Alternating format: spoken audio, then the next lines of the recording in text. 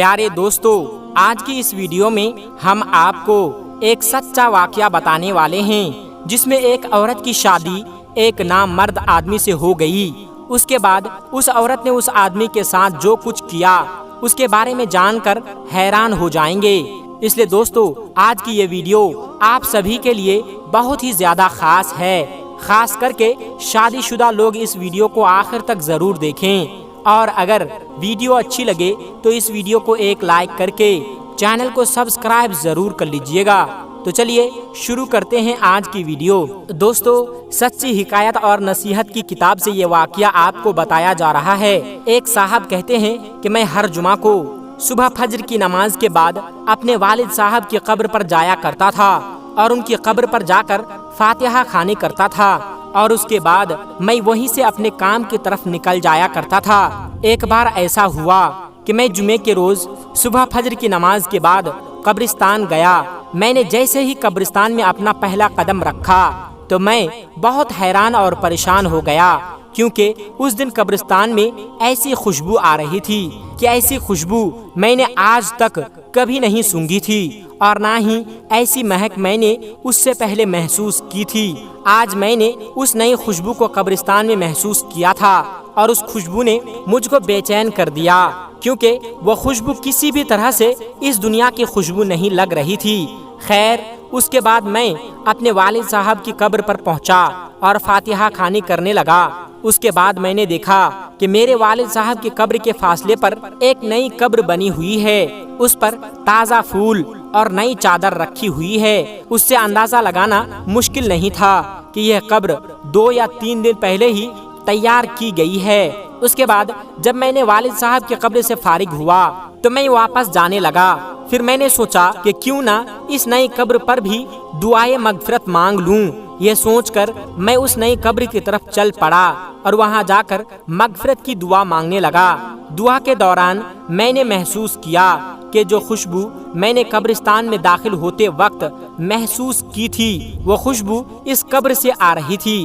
پھر میں نے اس قبر کی مٹی کو مٹھی میں بھرا۔ اس مٹی کو چھوتے ہی ایک دم سے حیران ہو گیا، کیونکہ اس قبر کی مٹی بہت ٹھنڈی تھی، جیسے نم ہو، لیکن وہ مٹی خشک تھی، یعنی کہ سوکھی تھی۔ اس لیے میں اس بات کو دیکھ کر بھی حیران ہوا کہ اس قبر کی مٹی کتنی ٹھنڈی اور نم ہے۔ اس کے بعد میں نے اپنی حیرت کو اپنے پاس رکھا اور اس مٹی کو واپس اسی قبر میں ڈال دیا، اور اپنے ہاتھ جھاڑتے ہوئے وہاں سے چل پڑا، اور وہیں سے اپنی دکان پر چلا گیا اور دکان کھول کر بیٹھ گیا۔ اس کے بعد میری دکان پر جب پہلا گراہک آیا اور اس نے جو سامان مجھ سے مانگا، میں نے اسے وہ سامان دے دیا۔ جیسے ہی میں نے اسے سامان دیا تب وہ کہنے لگا کہ بھائی، آج تو خوشبو بڑی کمال کی لگائے ہوئے ہو۔ اس کی بات سن کر میں حیران ہوا کہ بھائی، کیسی خوشبو؟ میں نے تو کوئی خوشبو نہیں لگائی ہے، میرے ہاتھوں پر تو مٹی لگی ہوئی ہے۔ دیکھو، یہ سن کر وہ گراہک کہنے لگا، کیوں مذاق کر رہے ہو بھائی؟ آپ نے بہت اچھی خوشبو لگائی ہے، اور وہ بھی ایسی خوشبو کہ میں نے اس سے پہلے کبھی بھی محسوس نہیں کی۔ اتنا کہتے ہوئے وہ گراہک وہاں سے چلا گیا۔ اب میں پہلے ہی حیران تھا، اب میں اس کی باتوں کو سن کر اور بھی حیرانگی میں پڑ گیا۔ سوچتے سوچتے جب میں اپنے ہاتھ کو اپنی ناک کے قریب لے گیا تو میں نے محسوس کیا کہ وہی خوشبو ہے جو میرے ہاتھوں سے آ رہی ہے۔ اس کے بعد پورے دن میں اس نئی خوشبو کو محسوس کرتا رہا۔ اس کے بعد میں نے کئی بار اپنے ہاتھ بھی دھوئے تھے، مگر وہ خوشبو میرے ہاتھوں میں ویسے کے ویسے ہی رہ گئے۔ اس کے بعد اگلے دن یعنی ہفتے کے بعد میں نہ چاہتے ہوئے بھی قبرستان کی طرف چل پڑا اور اپنے والد صاحب کی قبر پر دعائے مغفرت کرنے کے بعد اس نئی قبر کی طرف چلا گیا، یہ سوچ کر کہ یہ نئی قبر کس کی ہوگی، آخر کون ہے اس قبر کے اندر جو اتنا نیک ہے، آخر اس نے ایسا کون سا عمل کیا ہوگا جو اس کی قبر اتنی ٹھنڈی اور خوشبودار ہے، اس نے ایسا کون سا کام کیا ہوگا جس کی بدولت اس کو اتنا بڑا انعام ملا ہوگا۔ یہی بات سوچ سوچ کر میں بہت زیادہ پریشان ہو رہا تھا۔ یہی بات سوچتا ہوا میں اس قبرستان کے کام کرنے والے کے پاس جا پہنچا اور اس سے پوچھا کہ بھائی، یہ قبر کس کی ہے؟ تو اس نے مجھے بتایا کہ صاحب، یہ قبر ایک عورت کی ہے۔ یہ جان کر میں اور زیادہ حیران ہوا اور سوچنے لگا کہ بھلا اس عورت کو یہ شاندار مقام کس طرح سے ملا ہوگا۔ اس کے بعد اگلے دن اتوار کا تھا۔ دیر تک سونے کی عادت ہونے کے باوجود بھی میں صبح فجر کی نماز کے وقت اٹھ گیا اور سیدھا قبرستان کی طرف روانہ ہو گیا۔ جیسے ہی میں قبرستان کے اندر داخل ہوا تو میں نے کیا دیکھا کہ اسی عورت کی قبر پر ایک بزرگ آدمی قرآن پاک کی تلاوت کر رہا ہے۔ پھر میں نے اپنے والد صاحب کی قبر پر گیا اور دعائے مغفرت کرنے کے بعد میں نے اس آدمی کی طرف دیکھا۔ وہ بزرگ آدمی بھی اس نئی قبر پر دعا کر رہا تھا۔ جب وہ آدمی دعا سے فارغ ہوا تو میں نے دیکھا کہ اس کی آنکھوں سے موٹے موٹے آنسو گر رہے تھے۔ وہ سسک سسک کر رو رہا تھا اور بلک رہا تھا۔ میں نے یہ سوچا کہ اس آدمی کو اس قبر میں سونے والی عورت سے بہت زیادہ محبت رہی ہوگی، تبھی تو یہ اس کی جدائی کو برداشت نہیں کر رہا ہے، اس کی جدائی کے غم میں سسک سسک کر رو رہا ہے۔ میں نے دیکھا کہ وہ بزرگ آدمی دعا سے فارغ ہو کر وہاں سے جانے لگا۔ جیسے ہی وہ وہاں سے جانے لگا تو میں نے اس کو آواز لگائی کہ جناب ایک بات سنیے، بس تھوڑی دیر کے لیے آپ میری بات کو سن لیجئے۔ میں معافی چاہتا ہوں، میں نے آپ کو تکلیف دی، مگر میں آپ سے ایک بات پوچھنا چاہتا ہوں، اگر آپ برا نہ مانے تو میں آپ سے پوچھ لوں۔ تو بزرگ کہنے لگے کہ اس میں برا ماننے والی کون سی بات ہے، پوچھئے آپ کیا پوچھنا چاہتے ہیں۔ انہوں نے نہایت ہی ادب اور محبت کے ساتھ جواب دیا۔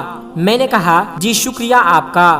میں نے کہا کہ ابھی آپ جس قبر پر دعا مانگ رہے تھے یہ قبر کس کی ہے، اگر آپ مناسب سمجھے تو بتا دیجئے۔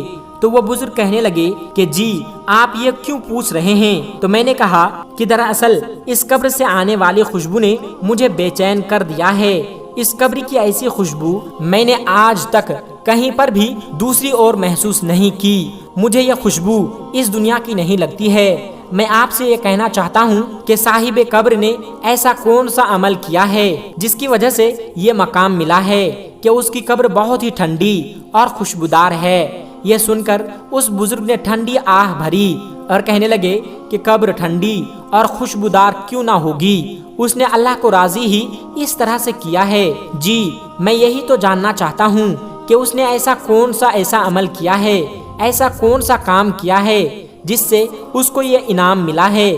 تو وہ بزرگ کہنے لگے کہ یہ میری بیوی کی قبر ہے، 30 سال کا ہمارا ساتھ رہا ہے۔ میں 4 بہنوں کا ایک لوتا بھائی ہوں۔ میری بہنوں اور میری ماں کو میرا صحرا دیکھنے کا بہت شوق تھا۔ جیسے ہی میں کسی کام پر لگا تو انہوں نے چاند جیسی دلہن تلاش کرنی شروع کر دی۔ پھر کچھ ہی دنوں میں لڑکی بھی ڈھونڈ نکالی اور اس کے ساتھ میری شادی کروا دی۔ میری ماں اور میری بہن اپنی ارمان دل کھول کر پورے کیے۔ اس کے بعد شادی کی پہلی رات ہی میں نے اس کا گھونگھٹ اٹھانے سے پہلے ہی اپنی پگ اس کے قدموں میں رکھ دی اور صاف صاف الفاظ میں اس کو بتا دیا کہ آپ مجھے معاف کر دو، میں آپ کا حق ادا نہیں کر سکتا، میں اس لائق نہیں ہوں کہ میں آپ کی خواہش کو پوری کر سکوں۔ یعنی کہ میں نے اس کو صاف صاف بتا دیا کہ میں ایک نامرد انسان ہوں، میں شادی نہیں کرنا چاہتا، مگر میں اپنی ماں اور بہنوں کی خوشی کے خاطر خود غرض بن گیا اور صرف اس کی خواہش کے لیے آپ سے شادی کی ہے۔ اب اگر آپ چاہو تو مجھے چھوڑ کر جا سکتی ہو۔ یہ سن کر میری بیوی نے میری پگ اٹھائی اور واپس میرے سر کے اوپر رکھ دی، پھر کہا کہ آپ جیسے بھی ہو، آپ میرے سہاگ ہو، میرا نصیب ہو، مجھے اب آپ کے ساتھ ہی رہنا ہے۔ اس دن کے بعد اللہ کی اس بندی نے میرے ساتھ 30 سال کا وقت گزار دیا، میرے گھر والوں کی ہر کڑوی بات کو برداشت کیا، بانجھ ہونے کے تانے سنے، مگر میرا پردہ رکھا۔ اللہ کیسے اس کی قبر کو ٹھنڈا اور خوشبو نہ کرتا جس نے اس دنیا میں پاک اور صاف زندگی گزاری ہو۔ اتنا کہتے ہوئے وہ بزرگ زار و قطار رونے لگے اور کہنے لگے کہ اس عورت نے 30 سالوں تک صبر کیا ہے۔ ملتے ہیں ایک پھر نئی ویڈیو کے ساتھ، تب تک کے لیے السلام علیکم ورحمۃ اللہ وبرکاتہ۔